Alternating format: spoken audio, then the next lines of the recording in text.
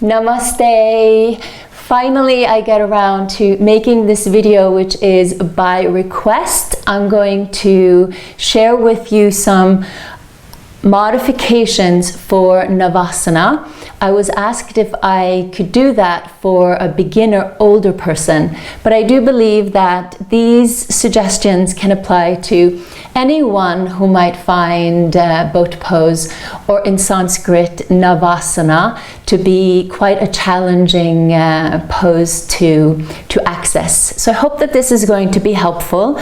What I have with me here is a yoga strap. I also have one of these soft foam blocks, which is comfortable to sit on. So if you have one, you can integrate that. If you don't, you can take a blanket.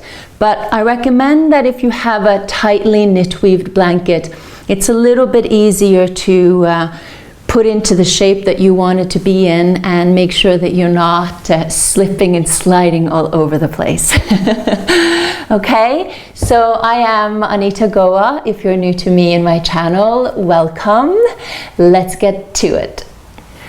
So boat pose basically is a position where we're sitting right in between the tailbone and our sitting bone. And we're also leaning back. So you can think of it as like a V, and then we extend the legs out. So there's quite a lot of hamstring flexibility involved. There's some strength involved in the front of the thighs, into the quadriceps. There's strength involved into the abdominal muscles, and also into the deep spinal muscles. And then of course there's the extension in the spine and the openness through the chest. So we want to avoid sitting like this, right? So a few things that you can do. So say for instance that you find it very challenging to find the extension of your spine. That's where you can take the yoga block and you can sit on it. And if you don't have that yoga block or the foamy yoga block, take the blanket and fold it up into the height that helps you to, just when you're sitting, find a little bit more extension. Okay? Then take your thumbs into your armpits and draw your elbows into your waist, so you feel your shoulder blades drawing down and together a little bit. And that helps to open up the chest. And then draw in through the navel and just lean only as far back as you feel that you can support.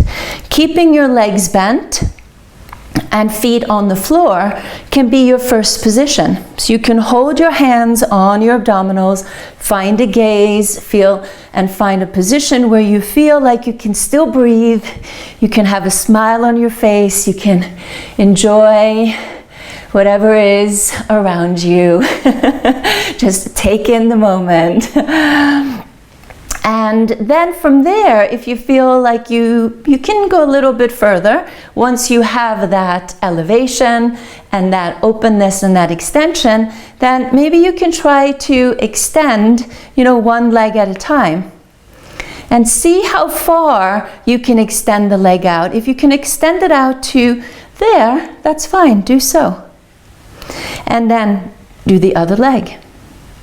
Like that. All the while staying strong and sturdy in your seat and in your upper body. Okay? And then eventually, what you're going to try to do is maybe lean back just a little bit more and see if you can lift both legs off the floor. Okay? And if it's hard to lift the legs off the floor just by itself, use your hands behind your thighs. And then let your hands support you and feel that your legs are drawing a little bit more towards your chest. That's okay. Right? And if it's hard to lift both legs, just lift one and support your thigh. Okay? So the key thing here is that it's not about how it looks. Let's try not to get caught up in how the poses look. Rather, go for how it feels.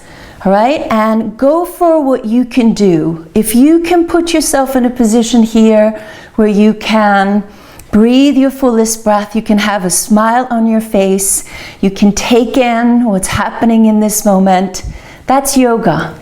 Okay? Not forcing yourself to go beyond what it is that you can do. Okay? So now, say for instance you've been practicing with your hips elevated and you're starting to feel stronger, then maybe you want to go a little bit onto the ground, and if you want to gradually go further down onto the ground, you know, you can use the blanket and then find the height that works for you there. And then again, just lean back a little bit, feel the shoulders drawing, shoulder blades drawing down and together, feel the heart open, feel the navel drawing in. Just keep the legs bent, maybe lift one leg at a time, support your hands behind your thighs, maybe extend one leg at a time. Feel as when you're extending that you're squeezing a bit through the front to lengthen through the back. And all the while as the legs are moving, the core is supporting you, your back is supporting you, you're breathing, you're enjoying, and then you see what happens. So maybe you're here, and then perhaps you can then start to extend one arm at a time. So take it gradually. So of course, if you keep both legs lifted and you extend both arms out, it takes much more effort through the abdomen and your back, and also the psoas muscle, which is a muscle that attaches the lower and the upper body together. That has to be strong and supportive. Right? And then maybe eventually you'll be able to straighten your legs out. But you know what? It's not a big deal if you can't or if you ever will. The whole idea here is to find your own seat. Find a seat that helps and supports you exactly in this moment. Oh, the beautiful sun came out. See, I'm just shining my bright light onto you because I'm enjoying sharing this with you. So I hope that those suggestions are helpful.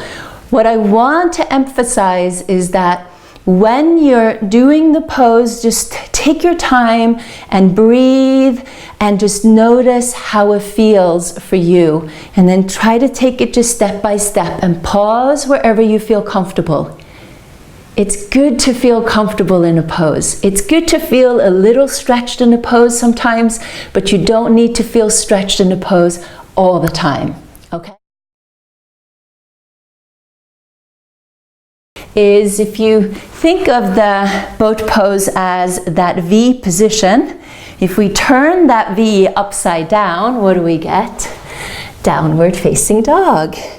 So downward facing dog is a wonderful pose to create extension in your spine and then also flexibility in the hamstrings, so and the calf, so you can pedal through the feet a little bit, or you can try to straighten both legs out and know that your heels do not have to touch the ground.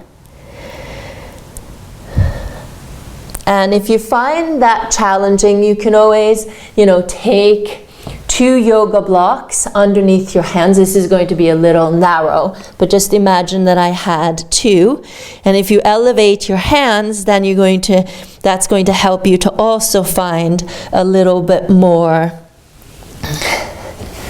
extension and give you some leverage. That's one pose. The next one is 2 different backward bends that will strengthen the deep spinal muscles in your back. So adjust your pelvis so you feel your pubic bone into the floor. Lift your navel. You're lowering your chest. Cobra pose, hands next to your ribs, elbows in.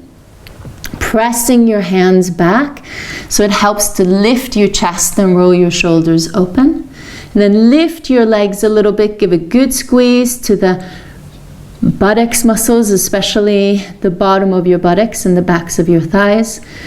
And feeling the back muscles contracting, and because they're contracting and they're a little under pressure, they're strengthening. But you can also extend the arms to the back for locust pose. Feel the neck long, shoulders drawing down, and try to stay here for a good, 5 to 10 breath cycles. Yeah, and then you can rest back into a child's pose after that. And that will give you just a little bit of a counter pose. Then the next one is going to help you to strengthen the abdominals and also strengthen your psoas. So you can take a block. You might want a block that's a little higher. Lie down. But this will give support to your neck. Rest the arms at the side of your body or maybe a little bit underneath your buttocks. Extend your legs to however far up you can extend them. So if they're a little bent, that's fine. And then you can lower the legs away from your body just as far as you can. Draw the navel in and keep your lower back on the ground. And then exhale, draw the legs towards you. So inhale, move them away. And then exhale, draw them towards you. And all the while, your head, your upper body is still, your arms are still, and you feel the engagement through the abs, exactly the same area that is supporting you in the boat pose. Okay? You can also, if you want to, lower one leg at a time. Okay, so just keep your breath going. So if your knees are a little bent, it could look something like this. And that will help to strengthen your abs. You can do 10 to 15 to 20, depending on what you feel is right for you. Then the last one is a hamstring stretch. So you're going to take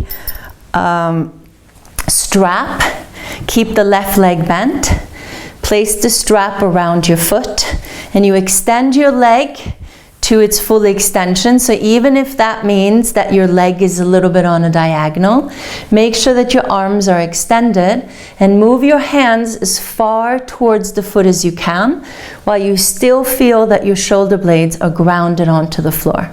So position where you feel the stretch into the back of your thigh. And as you start to feel that maybe you're gaining a little bit more flexibility and a little bit more openness, you work your hands further up towards your foot and you draw your leg towards you.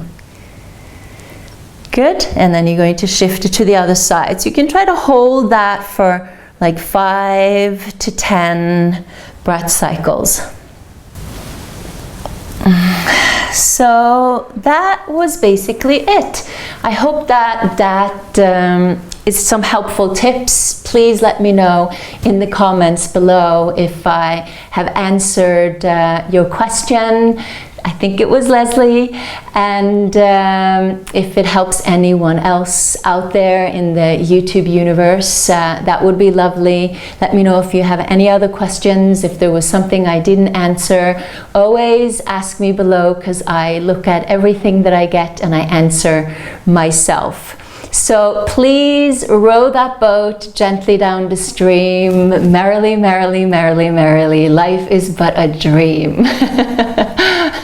Don't we wish that life was but a dream? But maybe it is. Maybe we make it a little bit more complicated than what it is. So anyway, I'm going to share with you a little clip of me rowing the boat in Bergen in Norway this summer, and I hadn't rowed a boat for a long time, and I'll tell you, that was hard work. This boat pose is much easier than actually rowing a boat.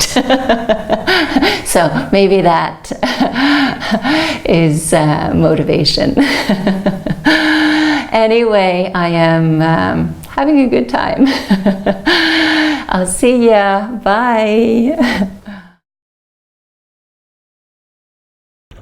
Anita rowing in the Bergen fields. Row, row, row. the boat gently down the stream. Hello, mate, you all right? Merrily, merrily, life is but a dream. Let's not hit the rock. Oh no! Don't worry. Brilliant. Oh my goodness.